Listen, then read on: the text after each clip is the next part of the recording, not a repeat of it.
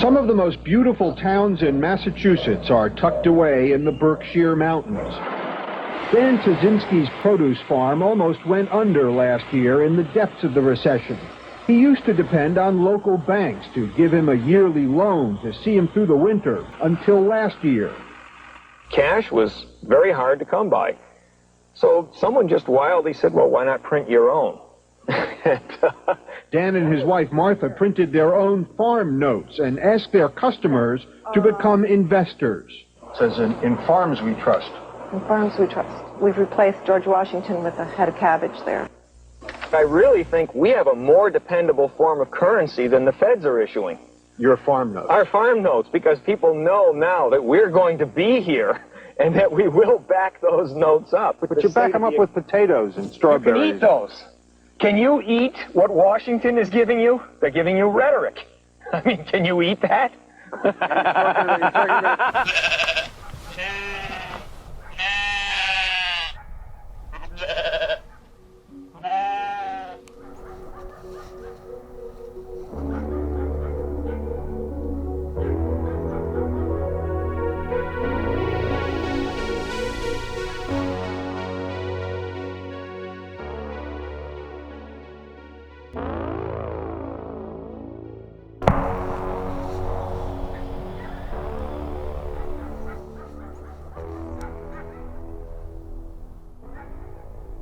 We've forgotten about the possibility of local currencies, but we never lost the ability to issue our own currencies.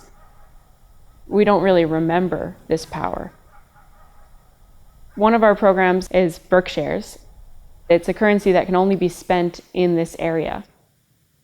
Each one has a local hero on the front. So this is a Stockbridge Mohican. Herman Melville's on the 20, and he wrote Moby Dick while he was living in the Berkshires. We had local currencies around this country for over 100 years, really. There's 10, 15, 16, 17, 18, 19, and 20. Local banks would issue local currencies, but it's just been more convenient to have a national currency. We share a lot of the same philosophy as people who are interested in gold.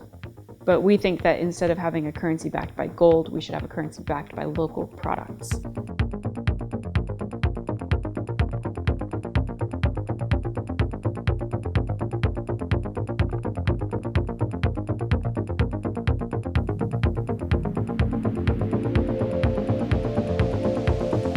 My name is Bernard von Nothaus. I'm the monetary architect who designed and developed the Liberty Dollar.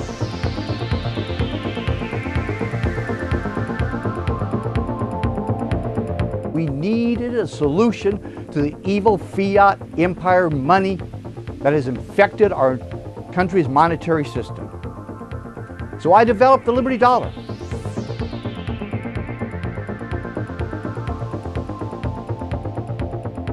We never used it as current money, and we always told people it wasn't a coin. I saw it as a barter piece that people could take this if they wanted to. If not, we gave them US dollars. We gave them a choice. What was the date, Telly, when I was arrested? It was June 4th.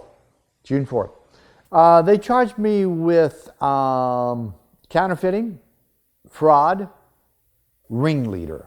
That was a special charge they hit you with when you're the ringleader of a criminal organization like Liberty Dollar.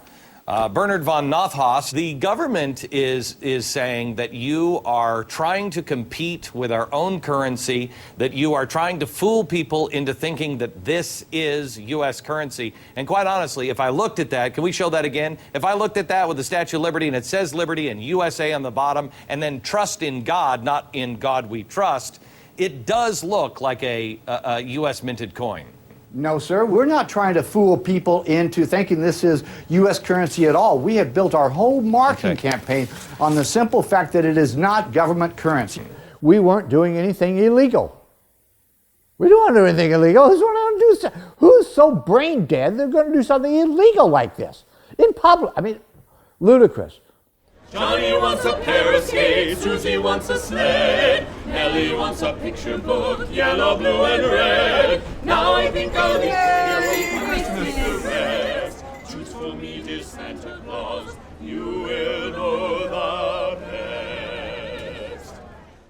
We have about 138,000 Berkshires in circulation. We have 400 businesses now that take Berkshires, and we launched with about 95 businesses. There's still a lot of work to be done because it's not in our general consciousness. Everybody is used to using the dollar. I'm glad you take Berkshires. Yeah.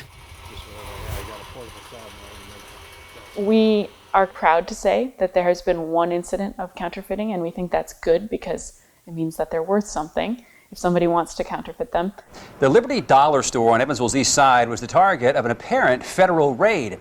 The company makes and sells alternative currency, and the U.S. Mint has warned using the money is illegal. And the search warrant included not only all the gold and silver and everything else, but they also included all the minting equipment, all the presses, anything that was associated with minting Liberty dollars was to be confiscated. I think it was about $7 million. So fucking limp dick.